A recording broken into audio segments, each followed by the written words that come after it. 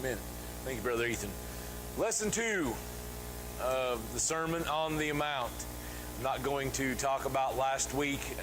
For you guys that may have not have been here last week, you can go online and you can find that lesson. So if you didn't get to catch up, oh, I thought she was talking to me. I thought she was saying Jeff. Lesson 2, it all belongs to you. Now, when you first hear that statement, we automatically think about, well, it all belongs to me. And no, that is not a play on words. As we get into this study a little bit more, and especially the verses that we're going to read here in just a minute, we're going to realize that everything that we have and everything that we own. Lesson 3, yes, I should have said that. Lesson 2 in what we're doing, lesson 3 in the book. Yes, I should have made that clear. But it all belongs to God. And the reading that we're going to go over tonight is 1 Chronicles chapter 29, verses 10 through 19. So if you want to turn there, you're more than welcome to. If not, I'm going to read this, guys, out of the NIV translation. I think it's just a little easier for us to understand of what is going on here. So 1 Chronicles chapter 29, verses 10 through 19, and it says this: David praised the Lord in the presence of the whole assembly, saying, Praise be to the Lord, that the God of our father Israel, from everlasting to everlasting. Yours, Lord, is the greatness and the power and the glory of the majesty and splendor. For everything in heaven and earth is yours. Yours, Lord, is the kingdom. You are exalted as head over all. Wealth and honor come from you. You are the ruler of all things. In your hands are strength and power to exalt and give strength to all. Now, our God, we give you thanks and praise your glorious name. Verse 14, but who am I and who are my people that we should be able to give as generously as this? Everything comes from you, and we have given you only what comes from your hand. We are foreigners and strangers in the sight. We were all our ancestors. Our days on earth are like shadow without hope. Lord our God, all this abundance that we have provided for building you a temple from your holy name comes from your hand. Guys, we see this over and over. Your hand, God, your hand, God, your hand. I know, my God, that you test the heart and are pleased with integrity. All these things I have given willingly with honest intent, and now I have seen with joy how willing your people who are here have given to you. Lord, the God of our fathers Abraham, Isaac, and Israel, keep these desires and thoughts in the hearts of your people forever, and keep their hearts loyal to you.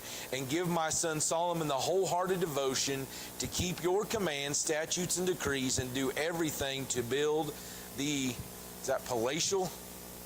This basically the temple is what it's talking about. Structure for which I have provided. So as you guys read them 9 verses, the common key that you see there, it's all by His hand. It's nothing by my hand. It's nothing by your hand. And this is going to be the topic of chapter 3 here in this, that it all belongs to God. In this lesson, we're going to talk about ownership versus possession. And I believe as we get into this, you guys will see I am not the owner of anything. You are not the owner of anything. It's God, by His hand, by His might, by His power, we have what we have. So we're going to talk about that a little bit later on. So let's start off with a question. Somebody tell me, what does it mean to be a steward for God? And we're going to talk about stewardship here in just a minute. Somebody tell me, in your words, and we can have more than one answer, what does it mean to be a steward for God? Okay, caregivers, caretaker, caregivers. Anybody else want to throw their definition of what it means to be a steward for God? What's that? Okay, yep. Anybody else? Go on. So we start off with 3 observations about the God that we serve. It said the biggest mistake that we make when thinking about money is that we are responsible for producing it ourselves. Guys, every one of us can fall into that right there. We think we are responsible for producing it ourselves. Now, there is, when you talk about the overwhelming responsibility, it is ultimately God's. But yes, we have to get up and go to work. We have to be providers for our family. But to think that we, by our own hands and our own might, that we can produce anything outside of the help of God, listen, church, we are simply fooling ourselves. It's by God's hand that you have everything that you have. That you have. I mean, when they was fixing to build the temple, what was the key? By your hand, your hand, your hand. And folks, it's not your hand, it's by the hand of God. So don't ever fall into the thinking that, hey, I can produce whatever I want to. The abilities that God has given you, guess what? You are to be a steward of them abilities. He gave you them the abilities that you have by His grace and by His mercy. So be careful not to fall into that trap. So what we're going to look at, number one, is God originates everything. And we're going to read several verses that talk about how God is the originator of everything. The second thing we're going to look at, God owns everything. Okay? I don't own nothing. Once again, I'm a steward of what God has given me. And number three, God oversees everything. So keep them in mind as we begin to dive deeper into these. And guys, the whole point of this lesson is to make sure that we look at ourselves, once again, as not the owner, but the steward of it. And when we begin to look at ourselves as a steward of the great gifts that God has given us, the way that you look at things, the way that you see things, I believe will truly begin to change. And we'll talk about them just a little bit later on. So number one, God originates everything. Let's look at some verses. In John chapter 1 and 3, he says this, all things were made through Him, and without Him nothing was made that was made. It started with God, and it will end with God. Everything, you go back to Genesis chapter 1, in the 6 days, the Bible says that He made everything. On the seventh day that He rested, and John illustrates that there in 1:3. Colossians 1 and 16 says this, all things were created through Him and for Him. So the things that you have and possess, guess what? They should be for whose honor and glory? God's. Not mine, but for God's. If it was created through Him and by Him, then the things that I have should be for Him. Hebrews 3 and 4. For every house is built by someone, but He who built all things is God. And if guys, you think about that as a physical, go to the point of a physical building or a physical house. Yes, it had to have somebody physically do it, but guess what? It was by God's ability that them people can do things. You know, you think about your God-given abilities. Every one of us here have God-given abilities. Some of us are better at things than other people. Josh can fix anything. I couldn't fix nothing. Guys, I can't fix anything. It's not my ability. I realize it. I understand that. But you know what? That's right. Some people are mechanics. Some people are light holders. I'm a light holder. You know what? I'm going to be the best light holder that I can be. Huh? Not according to my dad? Nah. That may be true. That may be true. Go ahead, Mike.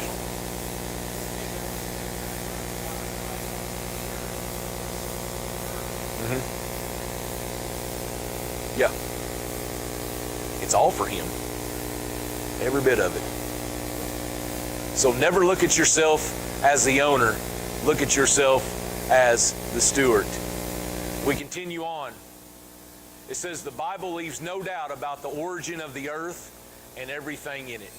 Folks, from Genesis to Revelation, you can see God's handiwork all over it. From His creation in Genesis all the way through Revelations, and how He one day, He's not going to destroy the earth, He's going to recreate the earth. Remember that. People think, well, God's going to destroy it. No. Because God said over in Genesis chapter 1, when God made the earth, he said it was good. Last time I checked, God don't destroy things that are good. So one day God's going to recreate, he's going to remake everything. He's not going to destroy this earth. He's going to simply recreate it. So it leaves no doubt about the origin of that. And the first principle of ownership is origination. We've kind of repeated it. God owned it first. I said this, I believe this morning in the Sunday school. Guys, this church is not my church. This church is not your church. This is God's church. You are God's people. My ministry is God's ministry. It's not my ministry. Everything that we do and everything that we have is from the hand of God. And when we really begin to look about and think about that everything that I have and I possess is from the hand of God, hopefully that makes us look at things differently. Hopefully that makes us,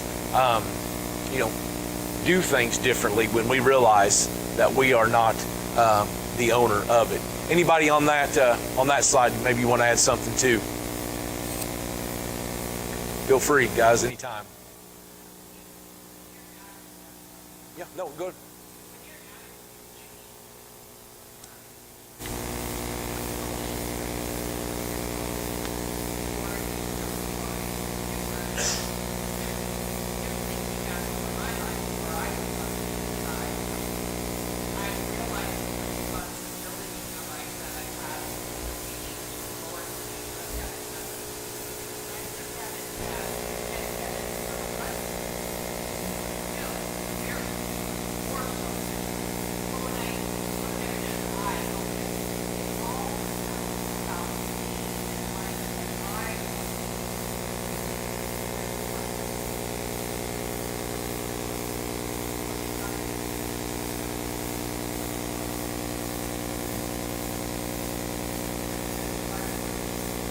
Yeah.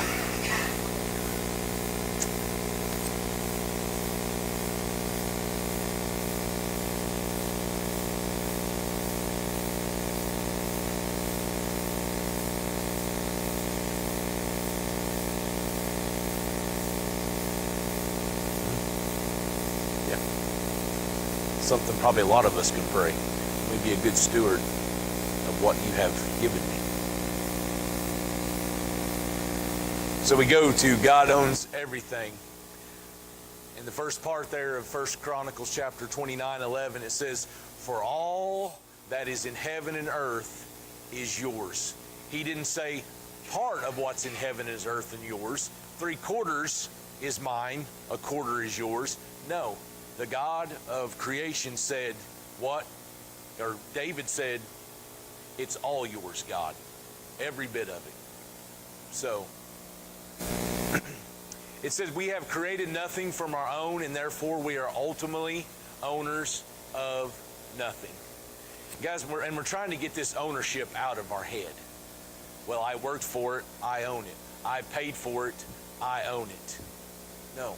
Once again, it goes back to God give you the ability to do what you do, so therefore it's by His ability and by His hands working through you that you have what you have.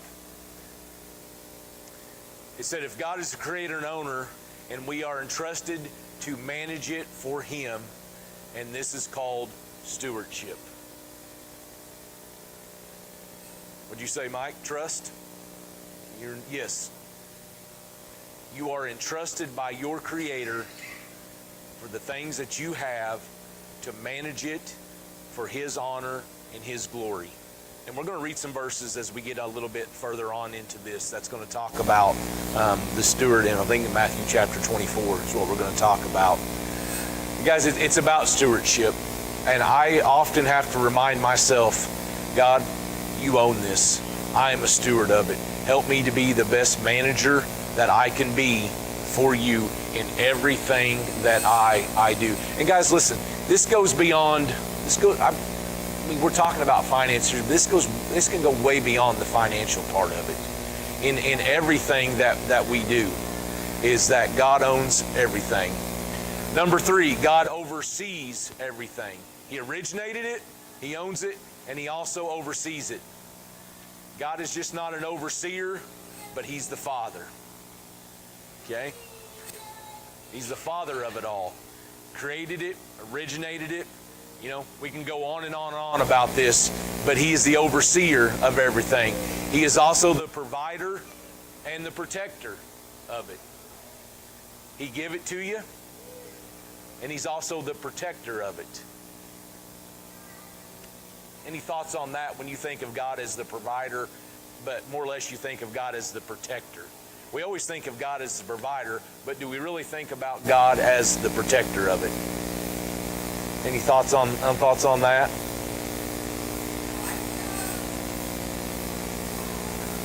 Go ahead. Yeah.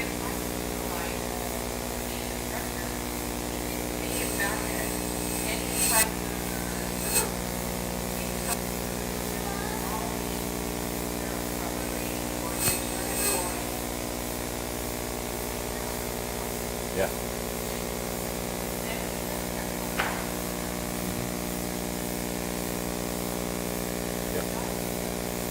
You guys are living proof that He can take it back.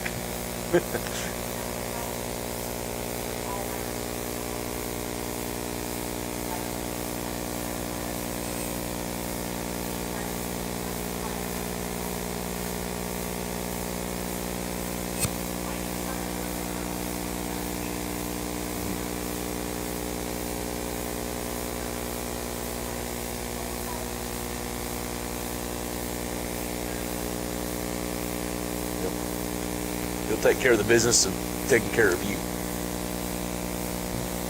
Yep. What's that, Josh? Yes. Always sufficient.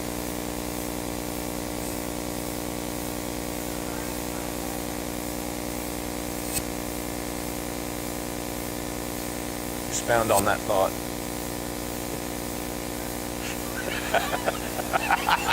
My wife.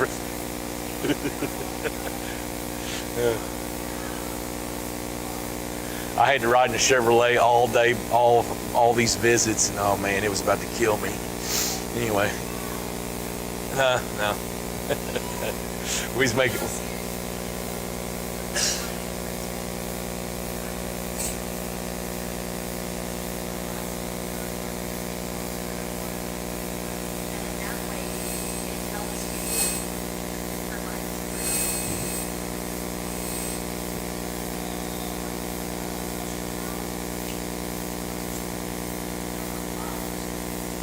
$202. It's not very much. $202. There you go.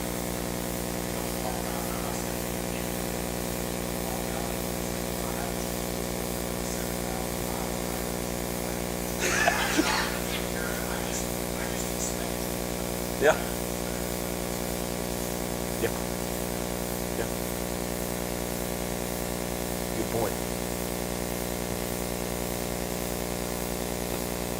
Let's get off my Ford truck. Come on, guys. Get off my old truck. So when we think about Him being a provider and protector, guys, it's this. There's nothing, and I talked about this just a little bit this morning. There's nothing that is not ordained by God. Nothing that happens in our life, the things that we are given, the things that we are taken away, it is all ordained by God. It ain't by happenstance or coincidence. God ordains it. And God is the protector and the provider, sometimes it's for good reason. You know? Because God He can take away. If we don't provide the stewardship, it's like Ryan says, you know what? Yeah, that old Ford truck, I got to check the oil in it a lot, and it drinks a lot of oil because it burns a lot of it. And I check it a lot and I fill it up a lot, because if I didn't, guess what? It'd be done. You know? And so I've got a responsibility in that. Even though God's ordained me, you can say, to drive it, I've got a responsibility to that vehicle. And, you know, guys, that goes far beyond a lot of things. And we laugh about the vehicle part, but it's what it comes down to.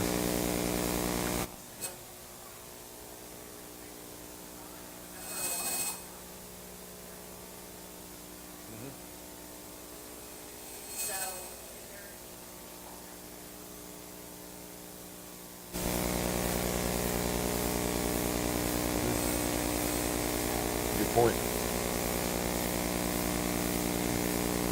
Anybody else?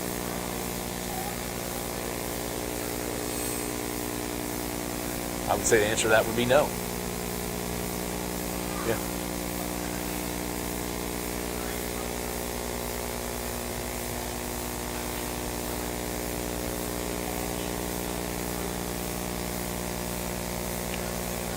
Frivolously. That's bad when I correct somebody.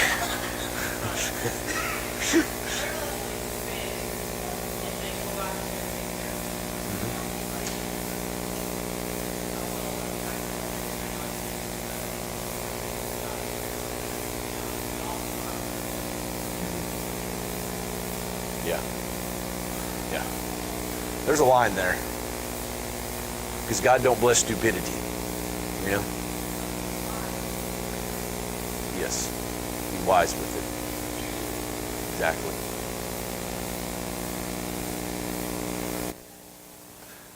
So we talk about the three observations of man, and this is kind of going to get in what we've already talked about. We don't own anything. Man gets what we have from God. What we have is from God. And number three, this is what I want to kind of focus on a little bit later on. Only what we give back to God will last forever. So, particularly remember number three, because we're going to get in, we're going to talk about what number three really means. So, we talk about we don't own anything. Can there be two owners of the same thing? We hear the word co-owners, but that is shared 50-50. So let's talk about that. There can't be two 100% owners. That means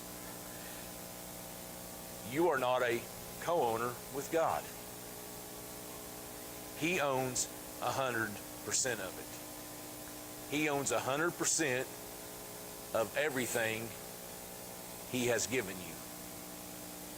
And guys, let's look at this. I think it may be on the next slide. It said God owned everything long before we came on the scene. So to think that we are co-owners with God is illogical. What happens when we begin to look at ourselves, well, you know what? I'm a co-owner of these things with God. What begins to happen in our lives? Pride, okay?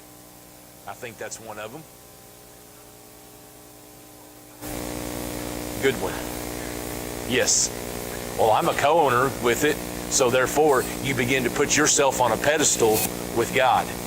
You begin to put, here's God here, and I worked hard for this. I did this.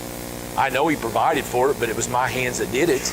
And so when you do that, you begin to elevate yourself on His plane.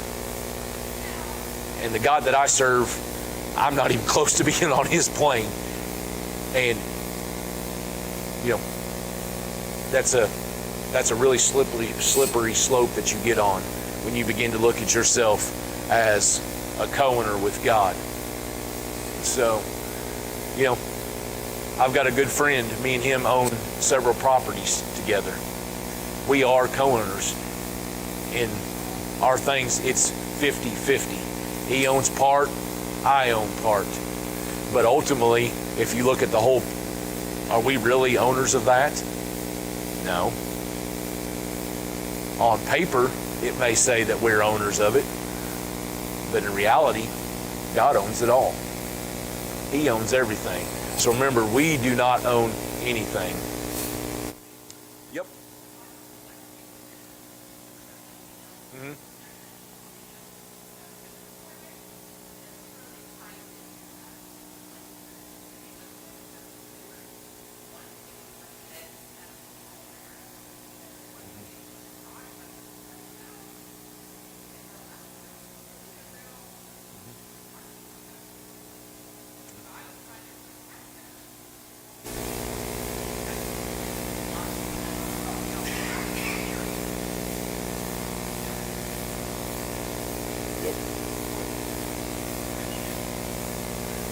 So when me and this guy started out together, it started out slow, we've grown, And it burdened my heart because I wasn't giving off of what we were bringing in.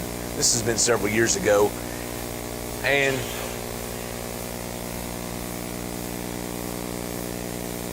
I was hesitant to ask him because I'm like, you know what, this is me and him. This is our stuff together. And we talked a little bit about stuff, and finally, I just told him his name. I was like, dude, listen, this is bothering me. I said, God has really blessed us. And I said, we're not giving to him. And I said, we're going to start. He goes, okay. But I was hesitant because, it's not mine. You know what I'm saying? He has some partnership, and you guys know what I'm saying. And I was hesitant because I was like, well, what if he doesn't like it? Now, me and him spent hours and hours and days together. We're all on the same page, but I was hesitant, and he's like, yeah, that's fine. And now it's no question. But because, if God blesses, you give it back.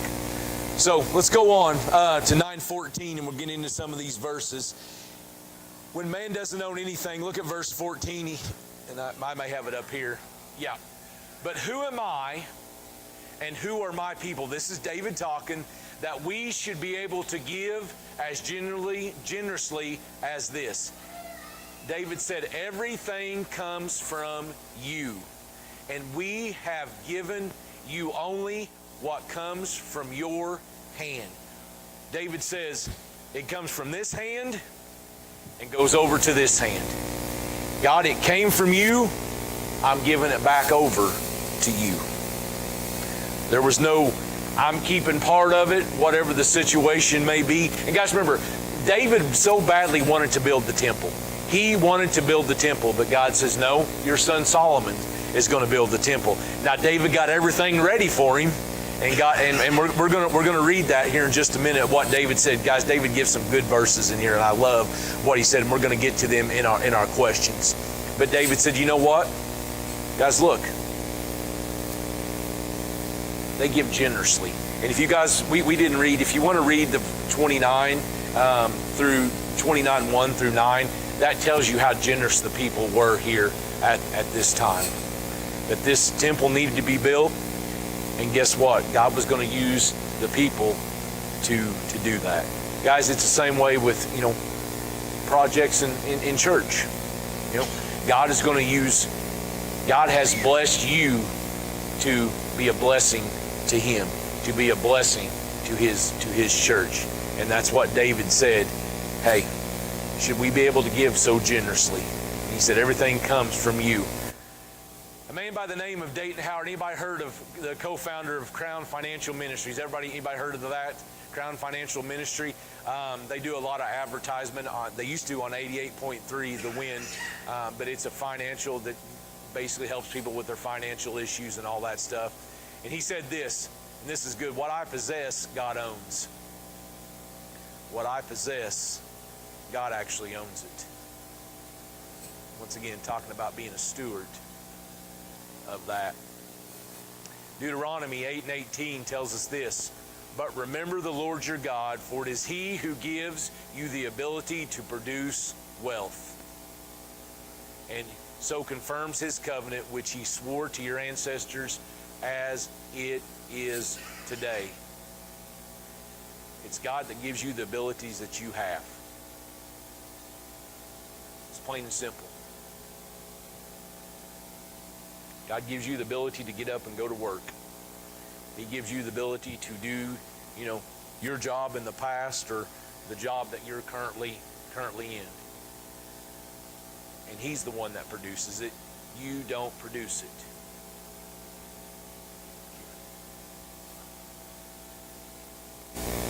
There you go.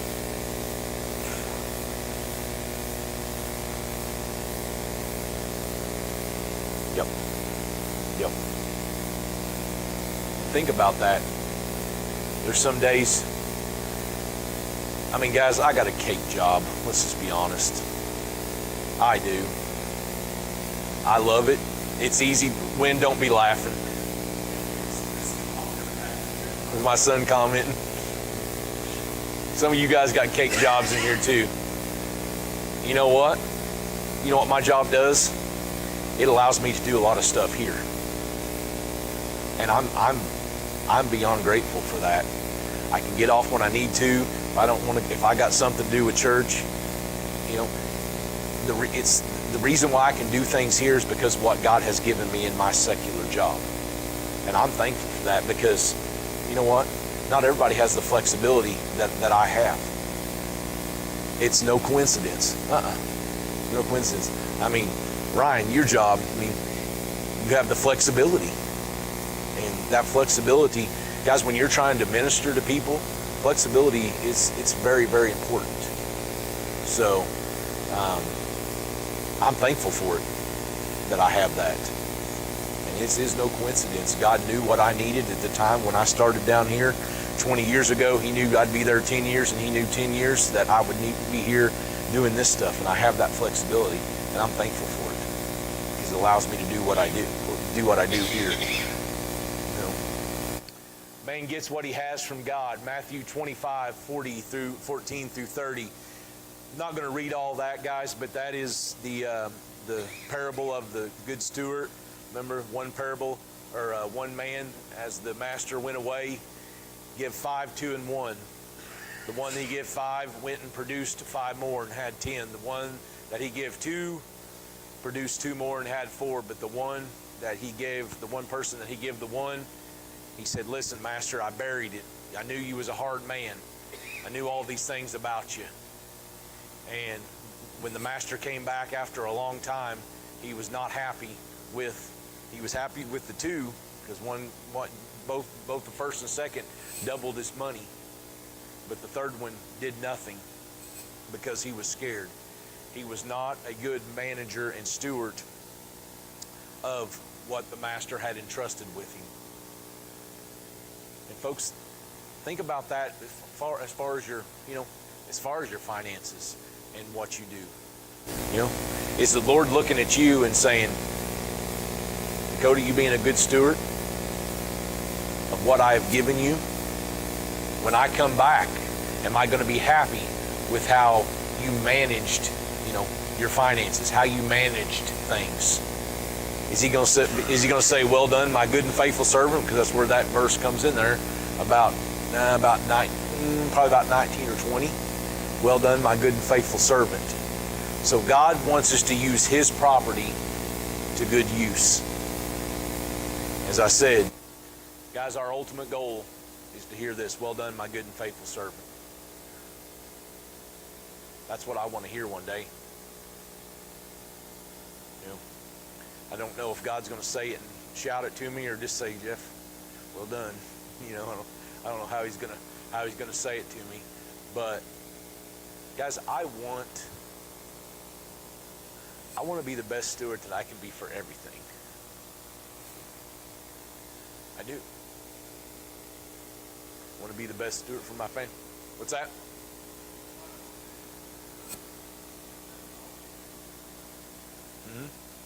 Yeah. Yep. Exactly. So let me ask you this: how good of a steward are you being? How faithful are you being with what God has entrusted you with? That's a question only you can answer. I can't answer it for you, but you can answer that. How good of a steward are you being? What's that?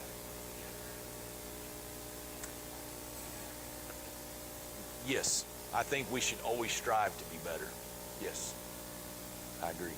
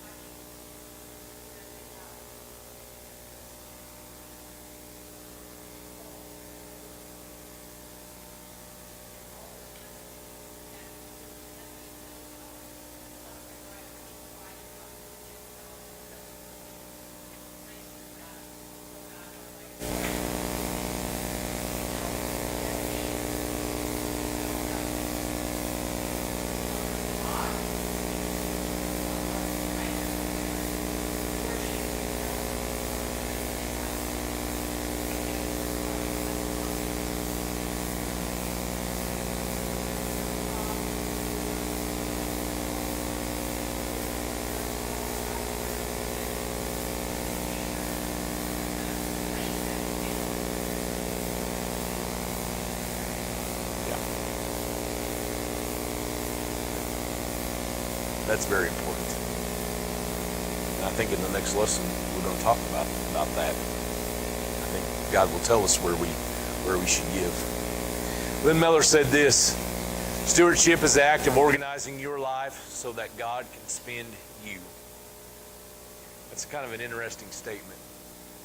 Stewardship is the act of organizing your life so God can spend you. Because guys, what happens? Listen, what happens if your finances and everything is totally chaotic? It's just chaos.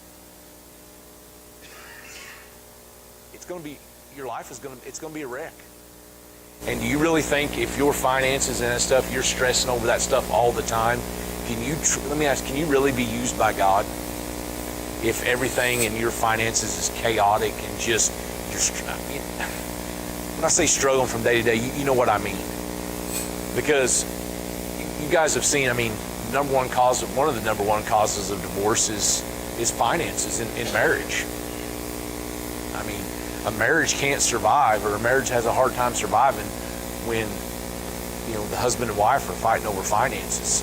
And if I'm always worried and stressed about things of this world and the things of this life, can I really be used by God the way that He wants me to? If I don't have the peace within me, can I really be used by God the way that He wants to use me? I don't think I can.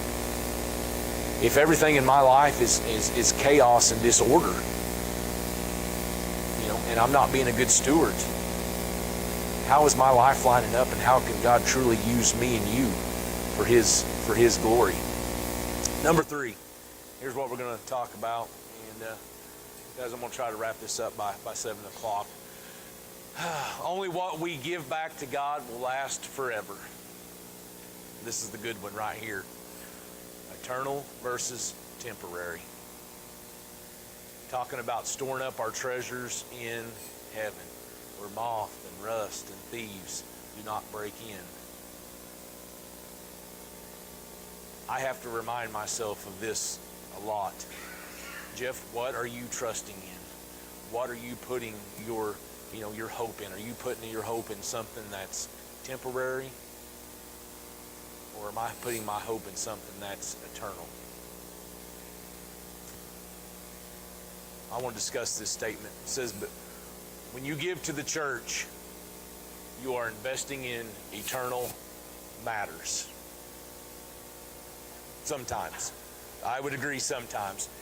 I'll put it like this. If the church is using the money that's coming in, guys, I'll be honest with you, I looked back from gift certificates and Bibles that we have given out over the last few weeks. We're somewhere up like around probably close to $1,000. To me, that's good use of the church's money. Anytime that you're, and you guys know this, and it's because of you guys, this church is very, very generous. Very generous. Anybody needs help, more than likely we're going to help them in some way, shape, or form. And guys, I believe that's all investing in eternal things.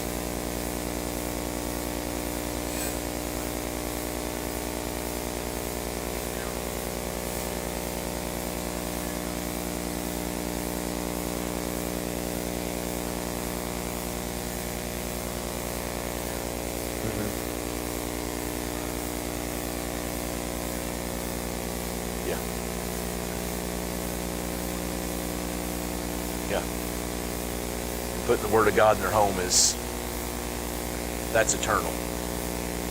That ain't a temporary thing.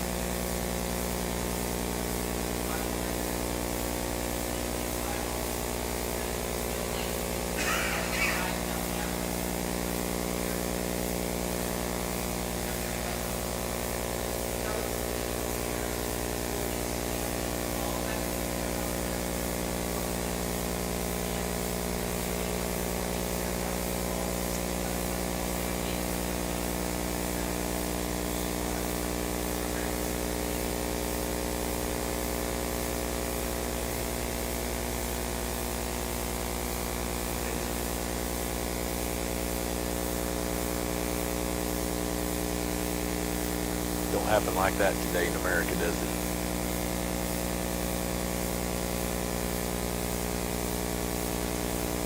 We only take two eternal things with us: souls of people and God's Word. Guys, that's why we give to the church, so we can win souls to Christ. We come in here to get equipped to win souls for Christ. And yes, guys, the church should be a great steward of the money that's given from the people. Because if we're not good, if the Lord expects you as an individual to be a good steward, well, guess what? How much more does He expect the church to be a good steward of the money that is given?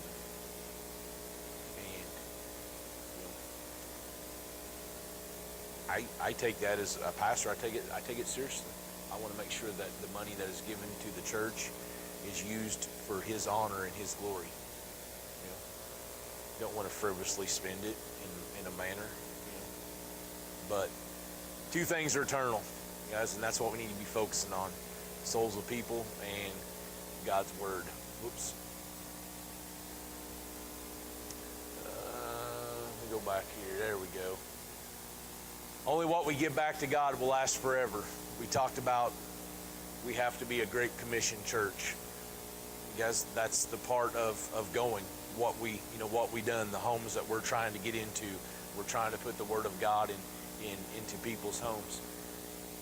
I read a statistic. Actually, I was listening to a podcast. There's a Church Answers podcast. Tom Rainer. Anybody heard of Tom Rainer?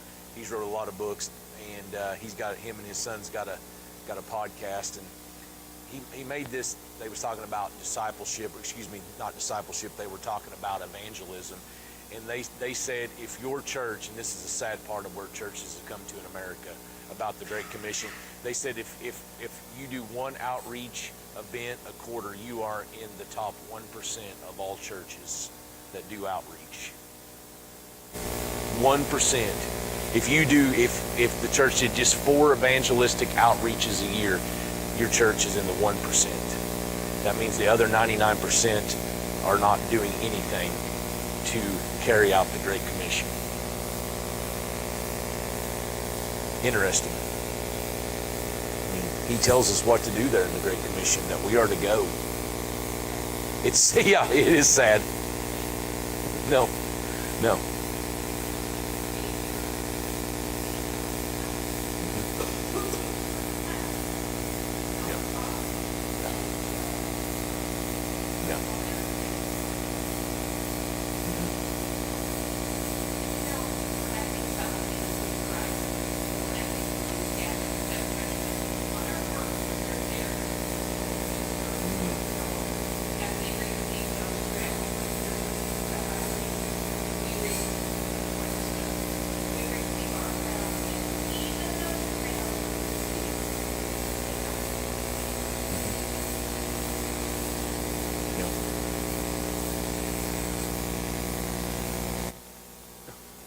I do too.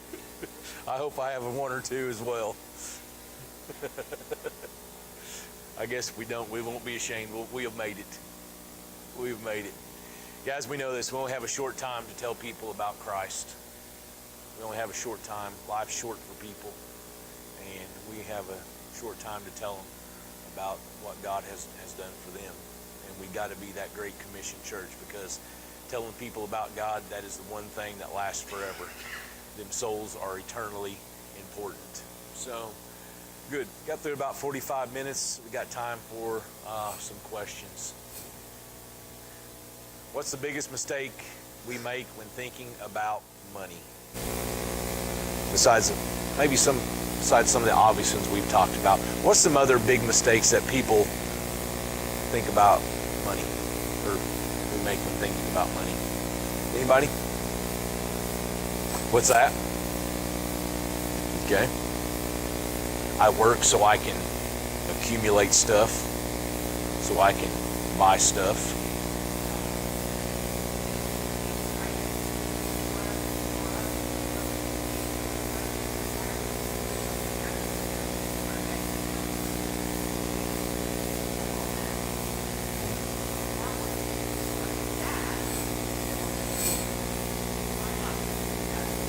No. Absolutely. Yeah.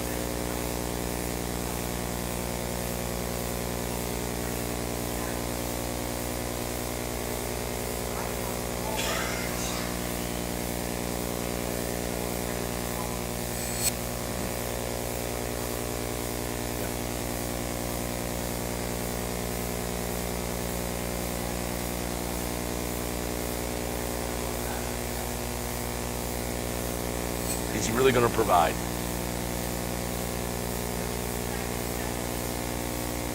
Absolutely.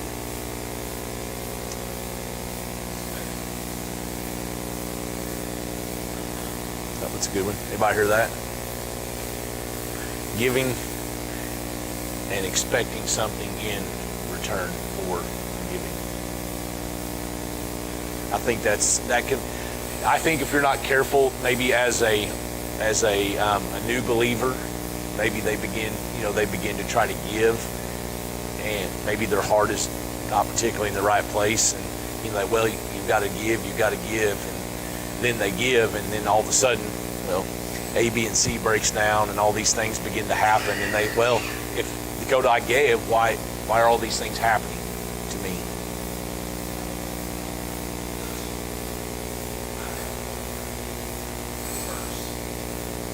Okay.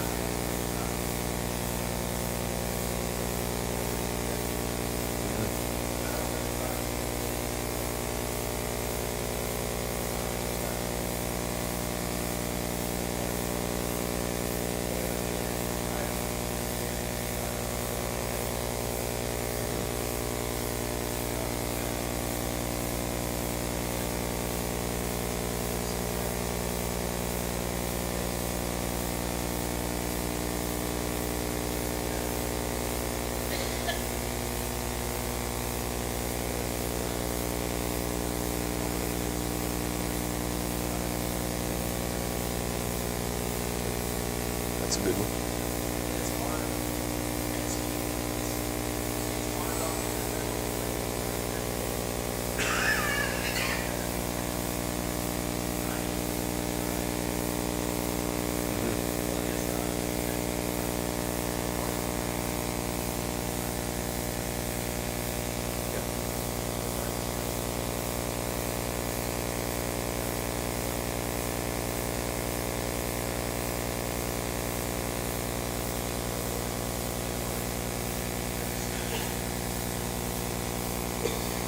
And that's your response back to him. Yeah. Yeah. Good. Anybody else? Maybe you made a personal mistake with this that you might want to share. I don't know. Maybe you don't want to share.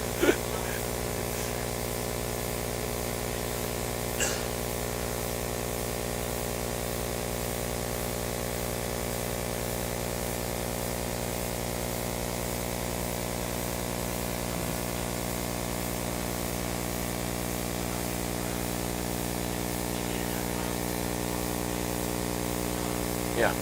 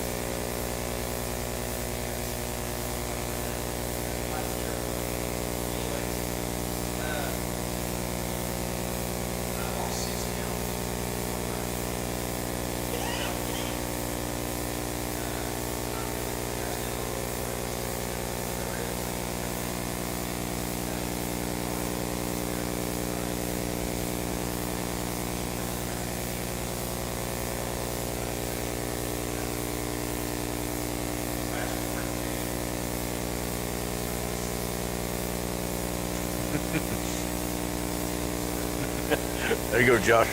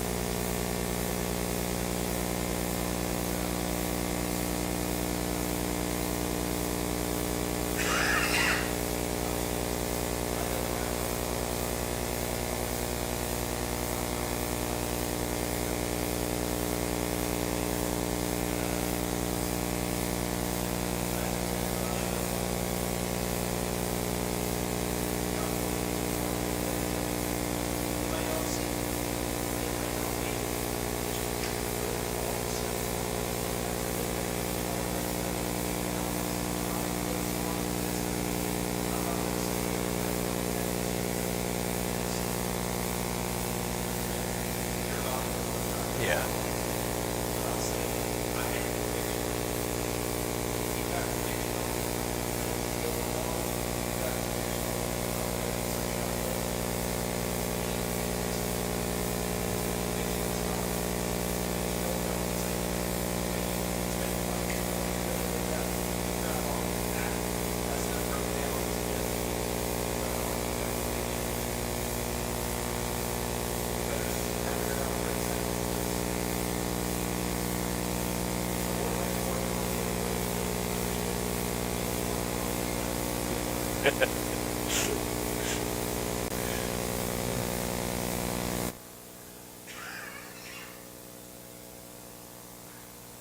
No.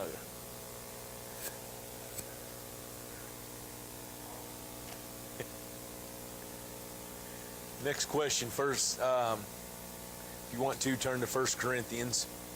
We're going to read a verse here. Matter of fact, I've already got it. So 1 Corinthians chapter 4, verse 2, it says this. Now it was required that those who had been given trust must prove faithful. Guys, a very simple verse there. What is the one requirement of a steward? What did he say there? Faithfulness. That's what God is looking for. Listen, He's not looking for your money. He doesn't need it. He's God. He is looking for a person to be obedient and be faithful. That's who He blesses. He blesses the obedience and the faithful. It's kind of what when me and Josh share this verse probably 3 or 4 times a week. You know, I've got one job today, and Josh tells me, Jeff, follow Jesus. That's what I got to do today. Follow Him. You guys, the same thing with the steward. He just wants you to be faithful.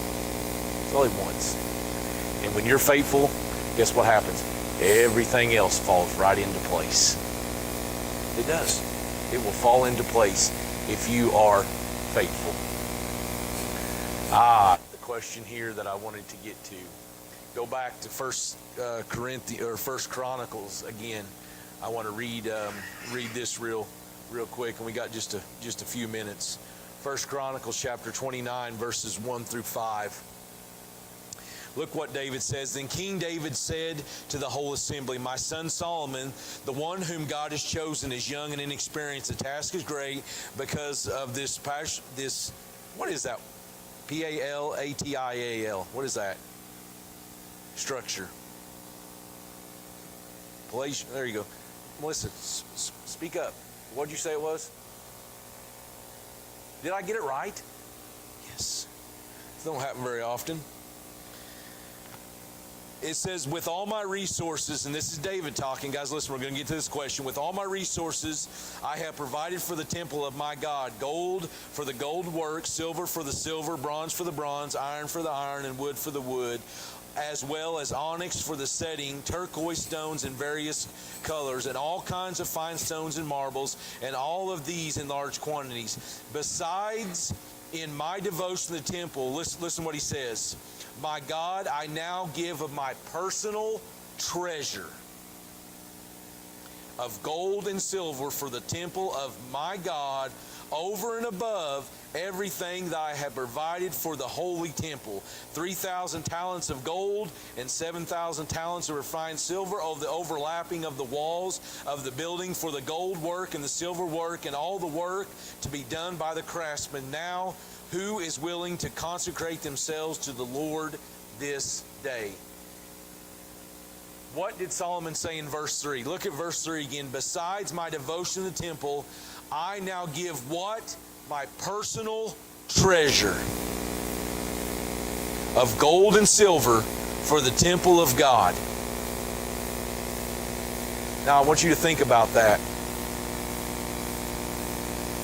David gave personally and then challenged the people in verse 5 to do the very same. David had every right, says, listen, I'm the king, I don't have to give anything. But folks, that's not the kind of king that David was. Guys, here's what a great leader, and you can see it throughout the Bible, and you guys know this. A great leader will never ask his people to do something that he or she, you can say, is not willing to do themselves. David says, I am giving of my own personal treasury, my own personal stash.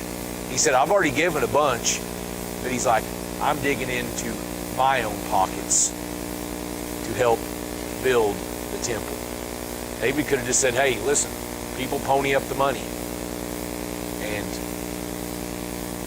they probably would have. David said, I will not ask my people to do nothing that I will not do myself. And guys, I think that's very important when it comes to churches, when it comes to leaders of churches. You know what? I would never ask anybody in this church to do something that I would not do myself. I wouldn't ask you guys to go visit if I didn't go visit myself. I wouldn't ask you guys to tithe if I didn't tithe myself. You know? And David says, you know what? If it's good enough for the people, it's good enough for me. If the people can do it, guess what? I can do it as well. And I think that's just one of the many reasons why David was such a great man of God. Because he never did something that he never would ask somebody else to do something that he wouldn't do himself. He said, I'm willing to give him my own personal treasure to make sure this happens. To me, I love that. I love it. He said, you know what? I'm doing it, so I'm challenging you to do it. Challenging the people to step up. And guys, guess what? You can read, what did the people do? They stepped up. They stepped up. I mean, and I know it was $5,000. I know that's not a great realm of money, but in about 2 weeks we had, really, you can say 2 weeks. The first week, I don't know if I can count it because I just kind of announced, hey, we're starting it this week, and there was some money thrown in there. But guys, in 2 weeks, basically 2 weeks, we had $5 grand just like that. Go ahead, Ryan. I know. Yeah.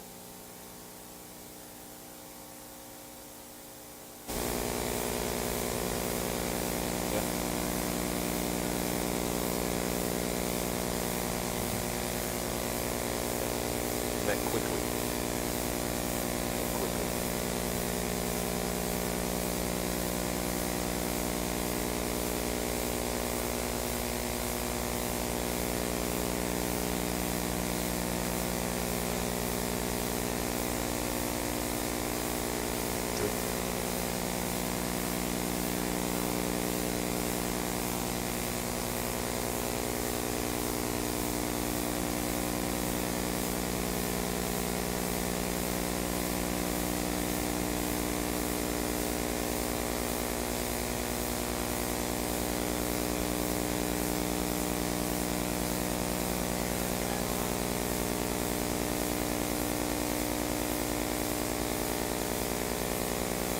go one step further. We're gonna end this. You know, guys, when I look at a church building, and this is just, and I don't think I'm wrong by saying this because you can see in Scripture. We're actually going to get to it a little bit later on. You know, we all live in nice houses. Yet if we're not careful, we'll let the Lord's house run down. To me, that's wrong. You know, if it's, you know, if I don't want to live in it, it shouldn't be good enough to worship. You know what I'm saying? We should. I'll put it like this: I want to keep God's houses nice, and I'm over the top particular about things. And I'll be honest with you, I'm over the top particular about things in here. I want things to be nice because you know what? That's how I live. When I go into my house, I want things to be nice. And I think that I should have the same reverence and respect that my home, that the Lord's house should have too. You know, and we're going to see that in Haggai in a few weeks. We're going to see what Haggai says about that. Because basically, the people were building their big, nice, fancy homes, and the temple was laying in ruins. Lord, that did not please the Lord at all when that happened. That's a few lessons on down the road. God bless you guys. I love you. Thank you for being here tonight. We'll see you Wednesday night. We'll dive back into 1 Thessalonians. I don't know what rabbit hole we'll go down, but we will get there. You know, if you guys, we had a really good study last time, and I'm kind of hoping we're past it. But it was good. So. We'll see you at 5:45. Ryan, you guys will be praying for Ryan and the kids as they go over to Antioch, and that the Lord will bring salvations to whoever needs to hear it. Okay.